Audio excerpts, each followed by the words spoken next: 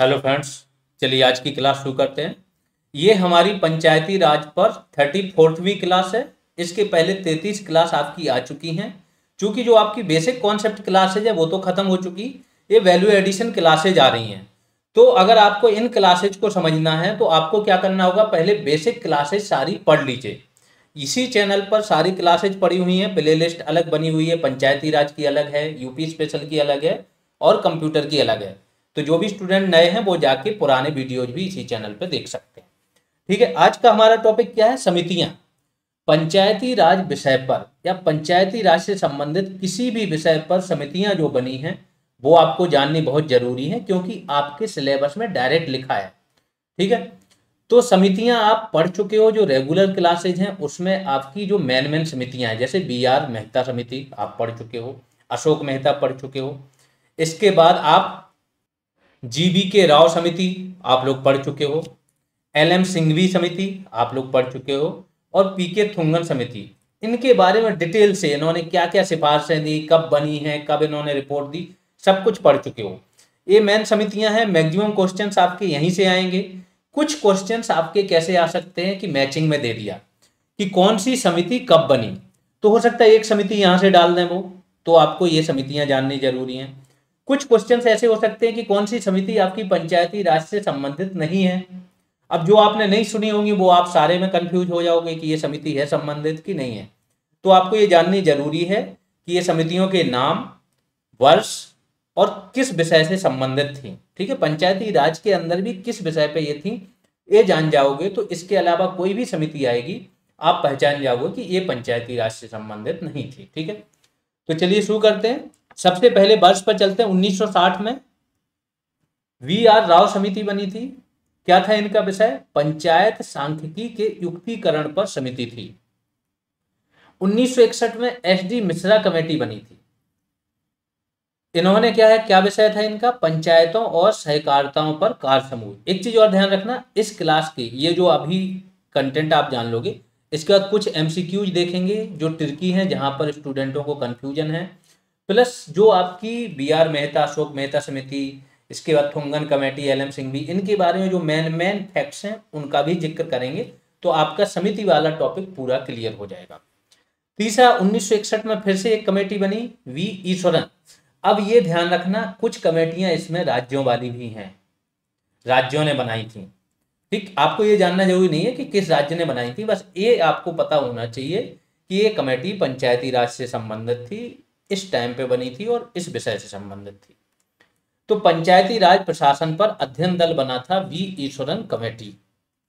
1962 में GR राजगोपाल इनकी अध्यक्षता में बनी थी न्याय पंचायतों पर अध्ययन दल।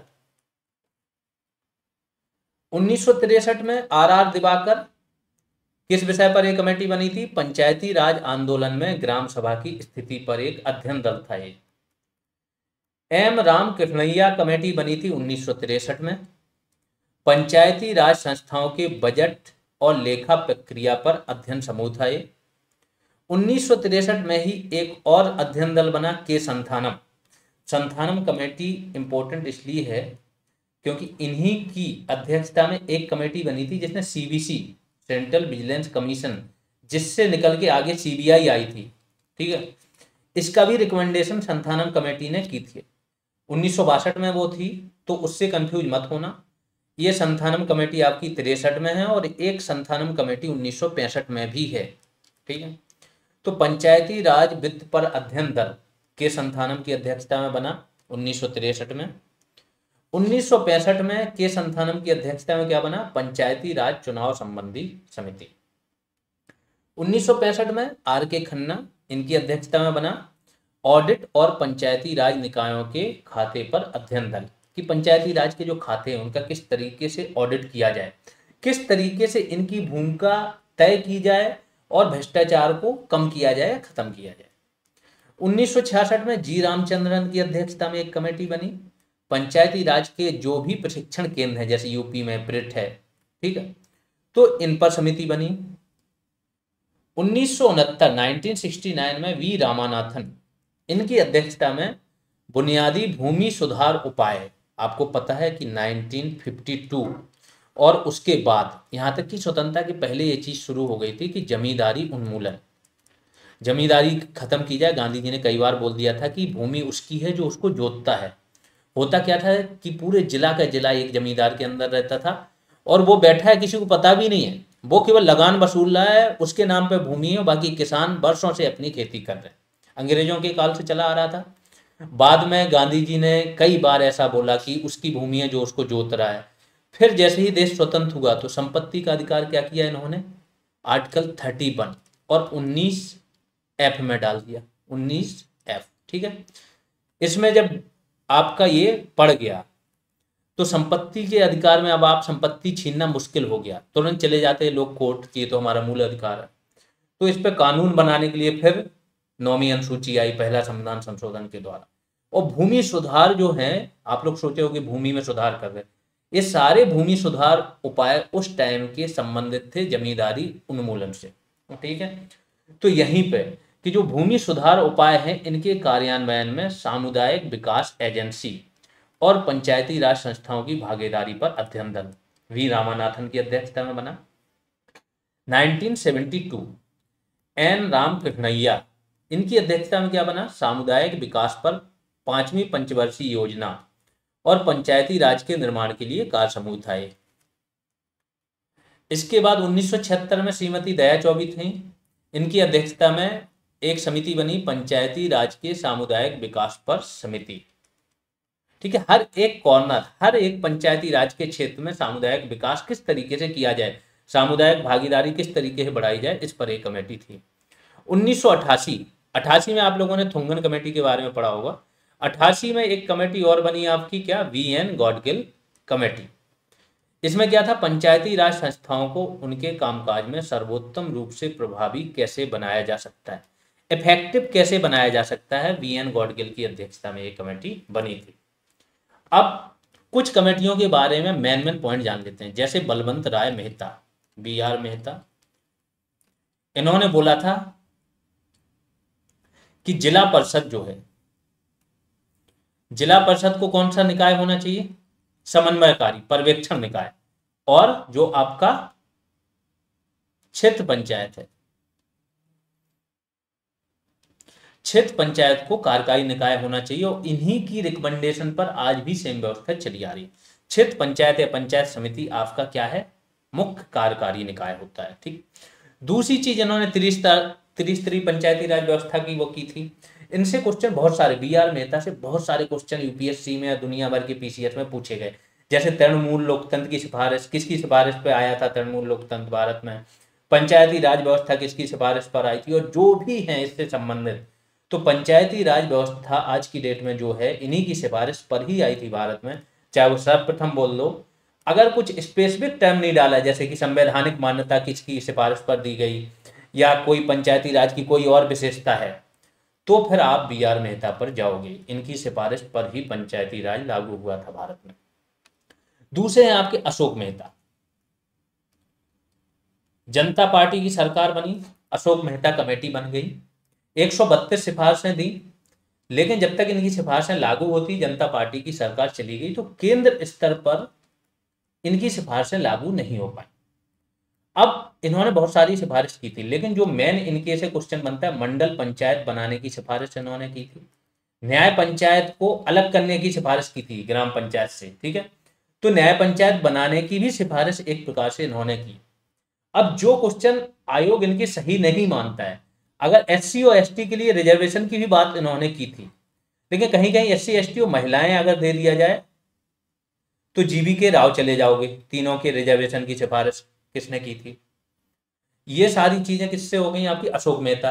इन्होंने, अशोक मेहता ने क्या बोला था, द्विस्तरीय पंचायती राज व्यवस्था की बात की थी, एक मंडल पंचायत और दूसरा आपका जिला पंचायत। जिला पंचायत को मुख्य कार्यकारी निकाय बनाने की भी इन्होंने बात की थी। अशोक मेहता के बाद आप आ जाते हो कहां पर, जी.वी. के राव कमेटी। जी.वी. के राव कमेटी के बारे में लोगों को हल्का सा लगता है कम है, बट मैक्सिमम क्वेश्चन यहां से पूछे जाते हैं। एक तो 8 साल कार्यकाल, पंचायती राज का 8 साल होना चाहिए, 4 स्त्री होने चाहिए, जिला विकास आयुक्त का पद होना चाहिए, जिला स्तर पर ज्यादा विकेंद्रीकरण होना चाहिए, ऐसा इन्होंने बोला था। ये सारे काम जीबी के राव कमेटी ने, और जैसा मैंने बोला कि SC ST और साथ में महिलाएं आ जाएं, इनके लिए आरक्षण की व्यवस्था हो, तो भी इन्होंने ये बात की। वित्त आयोग की भी इन्होंने बात की थी कि राज्य वित्त आयोग होना चाहिए। तो ये सारे काम किस में आ जाएंगे? जीबी के राव कमेटी। फिर आ जाएंगे आपके LM सिंघवी। जो सबसे मुख्य क्वेश्चन पूछा जाता है, जैसा मैंने बोला कि अशोक मेहता ने भी रिकमेंडेशन दिया था कि पंचायती राज संस्थाओं को संवैधानिक मान्यता दी जाए। यहाँ तक कि एक ड्राफ्ट, संविधान में संशोधन के लिए ड्राफ्ट भी तैयार किया था। क्योंकि ये सारी चीजें सामने नहीं आ पाई, लागू नहीं हो पाई, तो इनका नहीं मानते हैं, LM सिंघवी का मानते हैं कि LM सिंघवी कमेटी ने संवैधानिक मान्यता देने की बात की थी। आयोग यही मानता है, आप लोगों को यही लगा के आना। इंपॉर्टेंट LM सिंघवी के बारे में यही है। और फिर लास्ट है आपका थोंगन कमेटी। ये सारी चीजें जो क्वेश्चंस यहाँ से आते हैं, पूछे जा सकते हैं, वो मैंने अभी आपके क्लियर कर दिए जहां पे डाउट थे। अब MCQs के फॉर्म में देख लेते हैं। पंचायती राज संस्था को और अधिक प्रभावी बनाने के लिए निम्नलिखित में से कौन सी समिति गठित की गई थी? ऑप्शन देखिए क्या है। दया चौबे समिति, VR राव समिति, के संथानम कमेटी और गॉडगिल कमेटी। क्योंकि अभी आपने पढ़ा है VN गॉडगिल कमेटी, ये बनाई गई थी पंचायती राज संस्थाओं को और अधिक प्रभावी किस तरीके से बनाया जाए। तो सही विकल्प क्या है? गॉडगिल कमेटी। लेकिन इस क्वेश्चन को इसलिए लिया गया है कि बाकी के विकल्पों के बारे में भी आपको थोड़ी और जानकारी हो जाए। दया चौबे कमेटी, पंचायती राज के सामुदायिक विकास पर समिति का गठन किया गया 1976 में। ये इनका विषय था, जिस विषय पर ये समिति का गठन हुआ था। अध्यक्षता दया चौबे ने की थी। इसका गठन हर स्तर पर समुदाय के विकास द्वारा पंचायती राज को मजबूत करने के लिए किया गया था। दूसरी कमेटी VR राव, इसके बारे में क्या है? 1960 में गठन हुआ और विषय क्या था? पंचायत सांख्यिकी के युक्तिकरण पर कमेटी। ये आप पहले भी पढ़ चुके ऊपर। के संथानम कमेटी, 2 बार कमेटी बनी है, एक पंचायती राज वित्त पर और दूसरा पंचायती राज इलेक्शन पर। 1965 में गठित हुई पंचायती राज चुनाव समिति की अध्यक्षता। गॉडगिल कमेटी, पंचायती राज को ज्यादा प्रभावशाली कैसे बनाया जाए, इनके संस्थाओं के कार्य को। 1988 में गठन हुआ, कांग्रेस पार्टी ने किया, VN गॉडगिल की अध्यक्षता थी। इस प्रश्न पर विचार करना था इनको कि पंचायती राज संस्थाओं को उनके कामकाज में सर्वोत्तम रूप से प्रभावी कैसे बनाया जा सकता है। अगले क्वेश्चन पर चलते हैं। पंचायती राज संस्थाओं के कामकाज का अध्ययन करने के लिए 1977 में नियुक्त समिति की अध्यक्षता किसने की थी? 77 आ गया। 77 में एक ही कमेटी बनी थी आपकी, अशोक मेहता। कोई शक नहीं होना चाहिए इसमें। पहली बनी 1957 में, ठीक है। तो ये जो 57 वाली है आपकी, इसके 20 साल बाद 77 में ये बनी। सही उत्तर अशोक मेहता है। इनके बारे में और जान लेते हैं थोड़ा। 1977 में जनता पार्टी की सरकार ने ये समिति बनाई थी। 1978 में इसने रिपोर्ट दी थी। अभी हाल ही में जो टेस्ट हुआ था, इस अशोक मेहता कमेटी से 2-3 क्वेश्चन आए थे। बहुत सारे स्टूडेंटों ने इसमें गलत किए थे, तो अब अच्छे से पढ़ लें। सिफारिशें क्या दी थी? त्रिस्तरीय के स्थान पे इन्होंने बोला था 2 स्तरीय प्रणाली अपनाई जानी चाहिए। जिला स्तर पर जिला परिषद और नीचे ग्राम स्तर पर मंडल पंचायत। हाँ, एक फैक्ट और है, जीबी के राव ने बोला था 4 स्तरीय पंचायत होनी चाहिए। तो जीबी के राव के बारे में बहुत सारे हैं। अशोक मेहता ने बोला था कि 4 साल का कार्यकाल होना चाहिए। तो ये सब चीजें ध्यान रखना। जिला परिषद को कार्यकारी निकाय बनाया जाना चाहिए, हालांकि ये अभी लागू नहीं है। कार्यकारी निकाय आपका क्या है? ब्लॉक परिषद, ब्लॉक पंचायत। जिला स्तर पर योजना बनाने के लिए जिम्मेदार बनाया जाना चाहिए। अनुसूचित जातियों, अनुसूचित जनजातियों के लिए सीटें उनकी जनसंख्या के आधार पर आरक्षित होनी चाहिए। तो अगर केवल SC ST के लिए सर्वप्रथम आरक्षण की बात किसी ने की थी तो ये अशोक मेहता कमेटी है। इन्होंने एक चीज और बोला था कि राजनीतिक पार्टियों की हर स्तर पर भागीदारी होनी चाहिए पंचायत के चुनाव में। ये भी ध्यान रखना। अब आते हैं बलवंत राय मेहता कमेटी। इसके जो ऑप्शन है उसके बारे में सारी डिटेल है, तो ये कोई कमेटी विशेष नहीं है, ठीक है। तो ये पता है 16 जनवरी 1957 को सामुदायिक विकास कार्यक्रम और राष्ट्रीय विस्तार सेवा के कामकाज का अध्ययन करने के लिए इसका गठन किया गया था। इसने त्रिस्तरीय पंचायती राज की सिफारिश की थी, जो अभी चल भी रही है, और 5 वर्ष में चुनाव कराएगा। जीबी के राव 1985 में बनी थी। इस समिति ने, देखो जो इंपॉर्टेंट पॉइंट आया है जीबी के राव से, जिला को नियोजन की मूल इकाई बनाने के लिए तथा नियमित अंतराल पर चुनाव कराने की सिफारिश की थी। ये ध्यान रखना। LM सिंघवी कमेटी 1986, जो मोस्ट इंपोर्टेंट तथ्य इनके बारे में कि संवैधानिक मान्यता देने की सिफारिश इन्होंने की थी। इस समिति ने सिफारिश की थी, जैसा मैंने बताया कि बहुत सारे स्टूडेंट कंफ्यूज हो जाते हैं, कभी कभी ना ज़्यादा नॉलेज इन्फॉर्मेशन आ जाए तो मोर कन्फ्यूजन, है ना, तो वो कंफ्यूज हो जाते हैं कि ये भी बताया था अशोक मेहता। तो अभी जो बताया जा रहा है, जो हर चीज़ क्लियर की जा रही, पूरा वीडियो देखा करो, समझा करो उसको, हर तथ्य आपके माइंड में रहेगा। तो क्वेश्चन हो सकता है ऑप्शन वैसे डाल दे कि इन्होंने सिफारिश पहले की थी लेकिन संवैधानिक रूप से मेनली मानी इनकी गई। ठीक है, तो पंचायती राज संस्थाओं के समक्ष आने वाली समस्याओं का अध्ययन करने के लिए गठित की गई थी। इस समिति ने क्या सिफारिश की कि स्थानीय स्वशासन को संविधान में एक नया अध्याय शामिल किया जाना चाहिए, और बाद में किया भी गया। राजनीतिक दलों को इसमें शामिल ना करके संवैधानिक रूप से मान्यता दी जानी चाहिए, ये भी इन्होंने बोला। अगला आ जाते हैं, लोकतांत्रिक विकेंद्रीकरण और पंचायती राज का प्रस्ताव करने वाली समिति के अध्यक्ष कौन थे। ये क्वेश्चन इसलिए डाला है कि यहाँ पे लोग कंफ्यूज हो जाते हैं, इतना आसान कैसे आ सकता है, ये समझो। क्योंकि ना इनके बारे में आप जान रहे हो, ना इनके बारे में जान रहे हो, इनके बारे में जान रहे हो बट ये नहीं जान रहे हो कि किसी कमेटी से संबंधित थे। पंचायती राज के सबसे बड़े समर्थक ये व्यक्ति हैं, है ना, इन्हीं की वजह से आर्टिकल 40 डाला गया, नहीं तो कोई डालता ही नहीं। बलवंत राय मेहता यहाँ पर सही आंसर हो जाएगा। बाकी लोग पंचायती राज की किसी समिति से संबंधित नहीं थे। पणिकर और HN कुंजरू बहुत ही विद्वान व्यक्ति थे, और अगर आप लोगों ने पढ़ा होगा 1953 में क्या हुआ था, आंध्र में एक व्यक्ति थे पोट्टी श्रीरामुलु, तो आंध्र में आंदोलन चल रहा था, आपका अलग राज्य बनाए, भाषाई आधार पर तेलुगु लोगों का एक अलग राज्य बनाने का आंदोलन चल रहा था। गांधीवादी कार्यकर्ता थे, कांग्रेसी थे, पोट्टी श्रीरामुलु। इन्होंने क्या किया, 53 दिन की भूख हड़ताल हुई और फिर इनकी मौत हो गई। जब इनकी मौत हो जाएगी तो पूरे आंध्र में हिंसा फैल जाएगी, और फिर मजबूरन गवर्नमेंट को आंध्र प्रदेश बनाना पड़ा। जब ये बन गया तो इसी के टाइम पे एक आयोग का गठन हुआ, फजल अली कमीशन का गठन हुआ, जिसको बोला गया कि राज्य पुनर्गठन आयोग। इसी आयोग के सदस्य थे KM पणिकर और हृदयनाथ कुंजरू, HN कुंजरू। ये इनके बारे में जानकारी, आगे और जानकारी बताते हैं। तो बलवंत राय मेहता सही विकल्प है, 1957 में गठन हुआ था। ये सारी चीजें आप लोगों को पता है।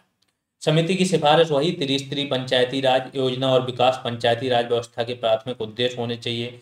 जिला परिषद क्या होना चाहिए, सलाहकार पर्यवेक्षी निकाय के रूप में होना चाहिए। जिला कलेक्टर को जिला परिषद का अध्यक्ष बनाया जाएगा, ये भी इन्होंने बोला था। ये क्वेश्चन आ जाता है कि जिला कलेक्टर या डिस्ट्रिक्ट मजिस्ट्रेट को जिला परिषद का अध्यक्ष बनाया जाए, किसने कहा था, तो इन्होंने ही कहा था। हालांकि जिला परिषद का अध्यक्ष क्या होता है, चुन के आता है। जो सदस्य चुन के आते हैं जिला पंचायत के, वही अपने में से चुनते हैं जिला परिषद के अध्यक्ष को। KM पणिकर केरल साहित्य अकादमी के प्रथम अध्यक्ष थे, तो बहुत बड़े साहित्यकार थे। अध्ययन के बाद पणिकर ने मालाबार के साथ इन देशों की भागीदारी पर शोध करने के लिए, अब चूंकि ये GS का है बट जान लो अगर यहाँ पे आ गया तो, पुर्तगाल और हालैंड की इन्होंने यात्रा की, और मालाबार और पुर्तगाली तथा मालाबार और डच पुस्तकों में प्रकाशित हुए इनके जो भी कार्य था। भारत लौटने पर इन्होंने अलीगढ़ मुस्लिम विश्वविद्यालय और बाद में कलकत्ता विश्वविद्यालय में पढ़ाया। 1925 में हिंदुस्तान टाइम्स के संपादक भी थे। HN कुंजरू, रेलवे की जांच के लिए समिति गठन हुआ था। पहली समिति 1944 में स्थापित की गई थी, ठीक है, और ये अध्यक्षता की थी किसने, कुंजरू ने। 1962 में गठित रेलवे दुर्घटना समिति की भी इन्होंने अध्यक्षता की थी। 1946 में समिति के अध्यक्ष थे जिसने कैडेट कोर की स्थापना की सिफारिश की थी, NCC, नेशनल कैडेट कोर, और 1948 में इन्हीं की सिफारिश पर NCC बनी थी। तो बहुत ही विद्वान लोग हैं ये लोग। इन्होंने एक अन्य समिति की अध्यक्षता की थी जिसे राष्ट्रीय रक्षा अकादमी की स्थापना, NDA की बात हो गई है, स्थापना की। इसके बाद 1953 से 55 तक ये राज्य पुनर्गठन आयोग के सदस्य रहे, ये इंपॉर्टेंट है।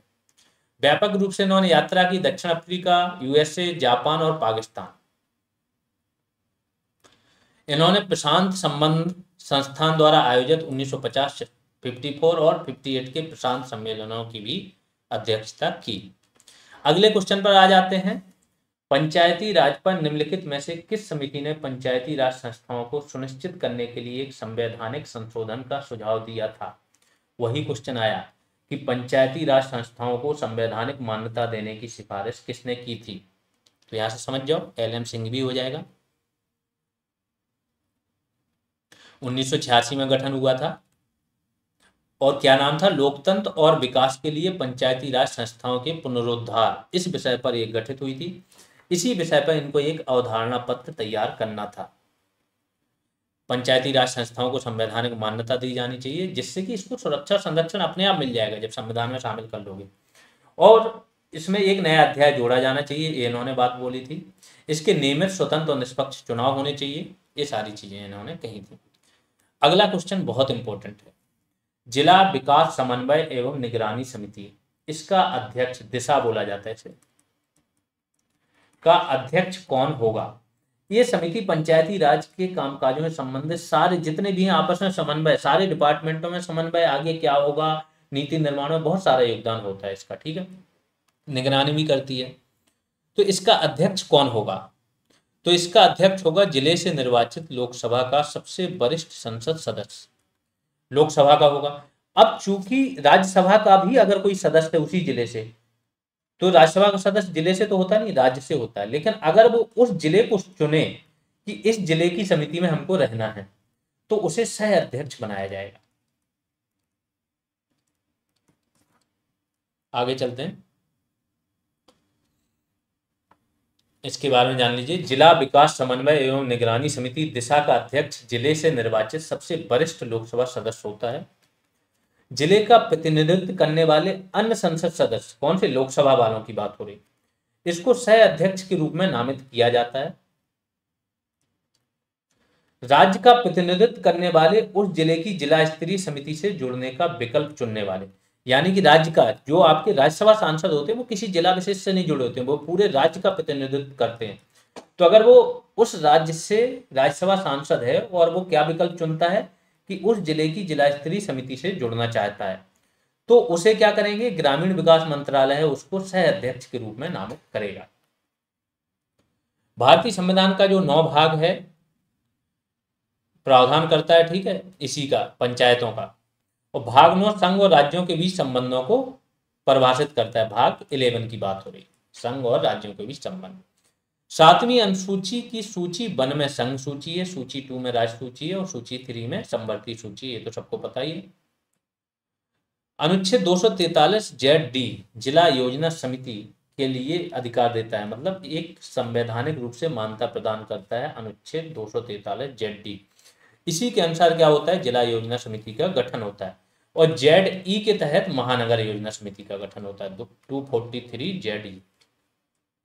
दिशा केंद्र, राज्य और स्थानीय सरकारों को सौंपी गई जिम्मेदारियों के संवैधानिक ढांचे के भीतर विकास, समन्वय और निगरानी में सुधार करने का एक प्रयास है। बहुत इंपॉर्टेंट क्वेश्चन है, बहुत इंपॉर्टेंट कमेटी है।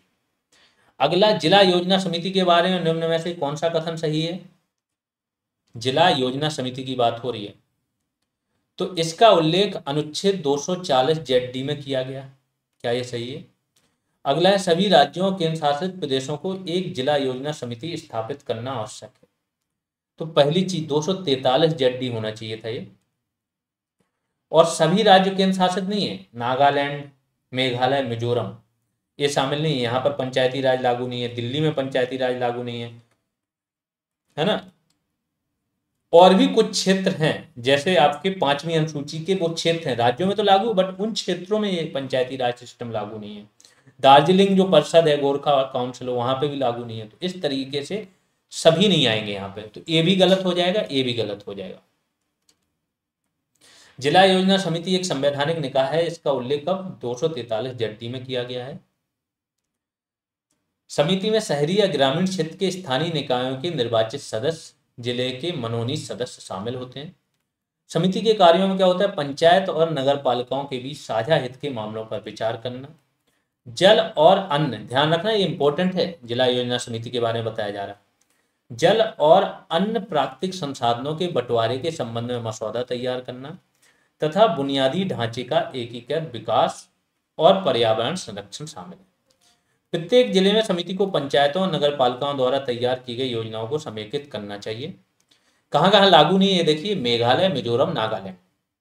ठीक है, दोनों पे मात्राएं हैं, मेघालय, मिजोरम। ठीक, इसके बाद नागालैंड, जम्मू कश्मीर और राष्ट्रीय राजधानी क्षेत्र, इनको छोड़कर सभी राज्यों केंद्र शासित प्रदेशों में क्या है, एक जिला योजना समिति गठित करना आवश्यक है।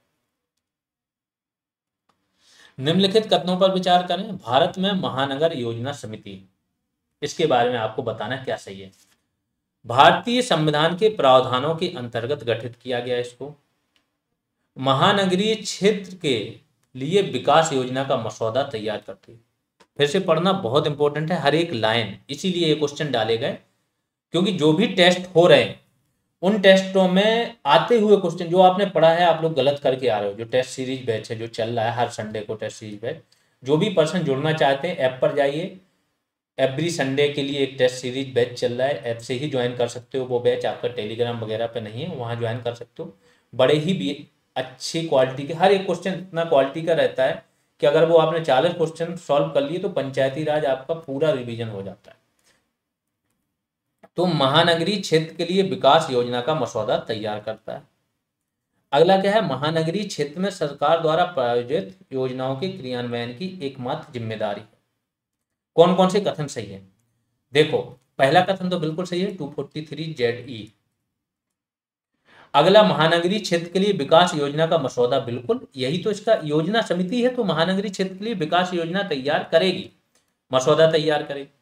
लेकिन जो अगला है कि जो सरकार द्वारा है प्रायोजित योजनाएं हैं, इनके क्रियान्वयन की जिम्मेदारी इनकी नहीं होती, समझ गए। इनका काम केवल योजना तैयार करना है, क्रियान्वयन वगैरह के लिए अलग एजेंसी है, उनका होता है। जो आपका मेयर होता है, जो पूरी महान म्यूनिसिपल काउंसिल होती है, उसकी जिम्मेदारी होती है, राज्य सरकार होती है उसकी जिम्मेदारी होती है योजनाओं का क्रियान्वयन। इनका काम है योजनाओं को बनाना। तो केवल 1 और 2 सही हो जाएंगे। भारतीय संविधान के भाग 9A के अनुच्छेद 243 ZE में महानगर योजना समिति का वर्णन है। ये देखो कुछ फैक्ट इतने सिंपल फॉर्म में आपके पास आ रहे हैं, इतने बार आ रहे हैं कि आपके लिए बहुत आसान हो जाएगा। कई लोगों को तो यहाँ पे भी कंफ्यूजन होगा कि इसका आर्टिकल है क्या। इसी के तहत इसका गठन होता है। संविधान में 10 लाख से अधिक आबादी वाले सभी महानगरीय क्षेत्रों में महानगर योजना समितियों के गठन का प्रावधान है। तो ये भी आपको समझ में आ गया कि महानगर योजना समिति का गठन कहाँ पे होता है। प्रत्येक महानगरीय क्षेत्र में महानगरीय योजना समिति का गठन किया गया था ताकि समग्र रूप से इस क्षेत्र के लिए एक विकास योजना का मसौदा तैयार किया जा सके। इसलिए कथन 2 है वो भी सही है। MPC जो महानगरीय योजना कमेटी है, योजना बनाने में मदद करता है, ना कि महानगरीय क्षेत्र में सरकार द्वारा प्रायोजित योजनाओं को लागू करने में। इसलिए कथन 3 क्या है, गलत है। बाकी ये सारे काम है, देख लेना इसके महानगरीय योजना कमेटी। अगला क्वेश्चन देखते हैं। निम्नलिखित कथनों पर विचार करना है। विषय समितियों के सदस्य नगरपालिका सदस्यों में से चुने जाते हैं। फिर से इंपॉर्टेंट क्वेश्चन आ गया। यह एकल संक्रमणीय मत पद्धति के माध्यम से आनुपातिक प्रतिनिधित्व द्वारा इनका चयन किया जाता है। जिला कलेक्टर विषय समितियों के सदस्यों को चुनने के लिए नगरपालिका की विशेष बैठक बुलाता है। ये तो लोगों को पता ही नहीं होगा विषय कमेटी है क्या, ठीक है, नगरपालिकाओं में होती है। विशेष बैठक नगरपालिका की प्रथम बैठक से 10 दिन के भीतर बुलाई जानी चाहिए। इसमें से पहला सही है और तीसरा सही है, बाकी दोनों गलत है, ठीक है। तो क्या हो जाएगा, पहला A और C सही। ये बैच के बारे में जानकारी है। जिससे भी BPO का पेड बैच ज्वाइन करना है, या तो वो GS रेवोल्यूशन प्ले स्टोर पर सर्च करेगा, ऐप मिल जाएगा, वहां से डायरेक्ट ज्वाइन कर सकते हो आप, या फिर आप डायरेक्ट पेमेंट करके टेलीग्राम पे ज्वाइन कर सकते हो। यहाँ पे आपको क्या मिलेगा, पंचायती राज की सिंगल PDF मिल जाएगी। सिंगल PDF कंप्यूटर की सभी क्लासेज की मिल जाएगी। इसके बाद टॉपिक वाइज MCQ टेस्ट मिल जाएंगे। 15 + 12 तो सिर्फ पंचायती राज पर है। 27 टेस्ट हैं, हर टेस्ट में 150 से 200 क्वेश्चन हैं। और ये टॉपिक में जैसे आपके 14 टॉपिक में पंचायती राज को डिवाइड किया, तो हर टॉपिक पर एक टेस्ट मिलेगा 150 से 200 क्वेश्चन का। इसके बाद आपको value addition classes, value addition material मिल जाएगा। क्लासेज तो मिलेंगी ही मिलेंगी, साथ में अलग से PDF फॉर्मेट में तीनों चीज़ों पर, योजनाओं पर, पंचायती राज पर वैल्यू एडिशन मटेरियल मिल जाएगा। फिर टास्क भी टाइम टू टाइम पे दिए जाते हैं। रेगुलर ग्रुप कॉल होती रहती है तो आपकी क्वेरी सॉल्व होती रहती है। फीस 299 है। फ़ोन पे, पेटीएम, गूगल पे कुछ भी कर सकते हो। इसका पेमेंट करने का नेम चेक कर लेना और स्क्रीनशॉट या तो टेलीग्राम या व्हाट्सएप किसी एक पर भेज देना है। कोई क्वेरी है तो इस नंबर पर आप कांटेक्ट कर सकते हो। टेस्ट सीरीज वाला भी आपको बता दिया, अलग बैच है वो संडे टेस्ट सीरीज का बैच है। बाकी यहाँ पर टेस्ट अलग है, टॉपिक वाइज एमसीक्यू टेस्ट अलग है, यहाँ पर फुल टेस्ट आपको 5 यहाँ पे मिल जाएंगे। चलिए आते हैं फिर से। तो इसका आंसर क्या हो जाएगा, ए और सी जो मैंने बताया था विषय समितियों वाला। अगला है कौन सा संवैधानिक अनुच्छेद जिला योजना समितियों की स्थापना का समर्थन करता है। बिल्कुल पहले बता चुके हैं, 243 ZD। राज्य चुनाव आयोग का अनुच्छेद कौन सा है, 243 के। 243 ओ क्या है, राज्य चुनाव आयुक्त द्वारा निर्धारित चुनावी मामलों में हस्तक्षेप पर रोक लगाता है, मतलब आप कोर्ट वगैरह नहीं जा सकते। अनुच्छेद 40 पता है आपको, नीति निर्देशक तत्वों में है, पंचायतों की बात की गई। और 246 में सारी सूचियों की बात है। तो ये बात है उसमें कि जो आपका स्थानीय स्वशासन है वो राज्य का विषय। राष्ट्रीय योजना समिति की स्थापना किसने की थी, क्योंकि ये डायरेक्ट आपका इससे संबंधित नहीं है बट योजनाएं आपकी हैं। तो राष्ट्रीय योजना समिति कब हुआ था इसका गठन, बहुत पहले चले जाओ, स्वतंत्र नहीं हुआ था देश। 1938 का कांग्रेस अधिवेशन, अध्यक्ष कौन थे, सुभाष बाबू, सुभाष चंद्र बोस, इन्होंने ही गठन किया था। किसकी अध्यक्षता में, जवाहरलाल नेहरू। क्योंकि ये लोग समाजवादी लोग थे, दोनों लोग समाजवाद की तरफ झुकाव था। और समाजवाद का मतलब ही है कि प्लानिंग। रूस में उस टाइम पे न्यू इकोनॉमिक पॉलिसी NEP चल रही थी। स्टालिन थे रूस में, अगर आप लोगों को पता हो। और यहाँ पे रूस में क्या हो रहा था, 1924 से पॉलिसी शुरू हो गई थी, पूरा प्लान्ड इकोनॉमी थी। तो इन्हीं की तरह भारत को भी अनुसरण करना था, प्लान्ड इकोनॉमी लेके आनी थी। तो ये क्या किए इन्होंने, यहाँ पे एक प्लानिंग कमीशन बना दिया, राष्ट्रीय योजना समिति। किसकी अध्यक्षता में, जवाहरलाल नेहरू की। स्थापना किसने की थी, क्वेश्चन ये है। तो स्थापना की थी सुभाष चंद्र बोस, क्योंकि यही अध्यक्ष थे इस टाइम पे कांग्रेस के। राष्ट्रीय योजना समिति के बारे में जान लेते हैं। 1938 के कांग्रेस अधिवेशन में ये गठन हुआ था। सुभाष चंद्र बोस उस टाइम पे कांग्रेस के अध्यक्ष थे। और इस कमेटी का गठन जो हुआ था वो किसकी अध्यक्षता में हुआ था, जवाहरलाल नेहरू की। रिपोर्टें इसकी तैयार नहीं हो सकी थी। 1948-49 में पहली बार कुछ दस्तावेज इसके सामने आए थे। लेकिन एक और कमेटी का गठन हुआ था जो हमारे प्राइवेट जो उद्योगपति हैं उन्होंने किया था, उस टाइम के जो बड़े बड़े उद्योगपति हैं। 1944 में बंबई के 8 उद्योगपति थे, आज भी ये सभी बड़े घराने हैं, ठीक है। और इसको बोला जाता है बॉम्बे प्लान। कौन कौन थे, JRD टाटा, GD बिरला, पुरुषोत्तम दास ठाकुरदास, लाला श्रीराम, कस्तूरी भाई, लाल भाई, AD श्रॉफ, आरदेशिल दलाल और जॉन मथाई, इन्होंने मिलकर किया था। क्या था कि भारत के आर्थिक विकास की योजना की रूपरेखा पर एक संक्षिप्त ज्ञापन तैयार करना था इन्हों को। और इस प्लान को क्या है, बॉम्बे प्लान या बॉम्बे योजना के नाम से जाना जाता है। इनका टारगेट बड़ा इंपॉर्टेंट है। इस योजना में 15 वर्षों में प्रति व्यक्ति आय को 2 गुना करने की बात की गई थी। और इस अवधि के दौरान राष्ट्रीय आय को 3 गुना करने की कल्पना की गई थी। इसी के लिए इनको प्लान बनाना था। अगले उस पे आते हैं, महानगरीय योजना समिति के बारे में निम्न में से कौन सा कथन सही है। इसका उल्लेख 243 ZE में किया गया, बिल्कुल। इस समिति में 40 सदस्य हैं। इंपॉर्टेंट है ये, इंटरनल है, ऐसा क्वेश्चन मतलब इस तरीके के फैक्ट्स है नहीं बाहर, इसलिए इसको रखा गया। तो 40 सदस्य नहीं है, 45 हैं, इसलिए ये गलत हो जाएगा, ये वाला सही है। तो केवल एक सही हो जाएगा। महानगरीय योजना समिति एक संवैधानिक निकाय है। हालांकि कितने टोटल सदस्य होंगे ना, ये राज्यों के विवेक पर छोड़ दिया गया। तो कुछ राज्यों में डिफर भी हो सकता है। समिति का कार्य क्षेत्र के लिए संसाधनों, निवेश, बुनियादी ढांचे, पर्यावरण संरक्षण पर ध्यान केंद्रित करते हुए एक विकास योजना का मसौदा तैयार करना है। इस समिति में 45 सदस्य होते हैं। राज्य का जो विधानमंडल है वो समिति की संरचना, चुनाव की पद्धति और समिति के कार्य के संबंध में प्रावधान कर सकता है। समिति के जो 2/3 सदस्य हैं, इनका चुनाव कैसे होना है, उस महानगरीय क्षेत्र की नगर पालिकाओं के निर्वाचित सदस्यों और पंचायत के अध्यक्षों द्वारा की जाएगी। समिति के सदस्यों की संख्या जनसंख्या के अनुपात में होनी चाहिए। अब अगला फिर से इंपॉर्टेंट है कि निम्नलिखित में से कौन सुमेलित नहीं है। इनके विषय दिए गए, ठीक है। तो पहला बलवंत राय मेहता त्रिस्तरीय पंचायत, सबको पता है। अशोक मेहता द्विस्तरीय पंचायत, ये भी सबको पता है। LM सिंह भी कई बार बात अभी इसी वीडियो में हो चुकी है, संवैधानिक दर्जा। PK थुंगन ने सिफारिश क्या की थी जो इंपॉर्टेंट है, इन्होंने बोला था कि पंचायती राज को केंद्रीय सूची का विषय, केंद्र सूची का विषय बनाया जाना चाहिए, यानी कि संघ सूची का। तो ये इंपॉर्टेंट है, इसको ध्यान रखना। अगला है पंचायती राज से संबंधित किस समिति का गठन योजना आयोग की सिफारिश पर किया गया था। तो योजना आयोग की सिफारिश पर किस समिति का गठन किया गया था? GBK राव समिति। फिर से एक GBK राव के बारे में फैक्ट है, ये सारे फैक्ट एक पेपर पर लिख लेना वन लाइनर फॉर्म में। 1985 में गठन हुआ था। भारत में मंडल पंचायत की संस्तुति किसने की थी? तो मंडल पंचायत अभी बात हुई, अशोक मेहता ने की थी। निम्न में से किस कमेटी या आयोग ने न्याय पंचायत बनाने की सिफारिश की थी? ऐसा भी क्वेश्चन आता है। हालांकि डायरेक्ट इन्होंने ये बोला था कि न्याय पंचायत को आपकी जो पंचायत विकास पंचायत है इससे अलग कर देना चाहिए, दोनों के काम अलग अलग हैं।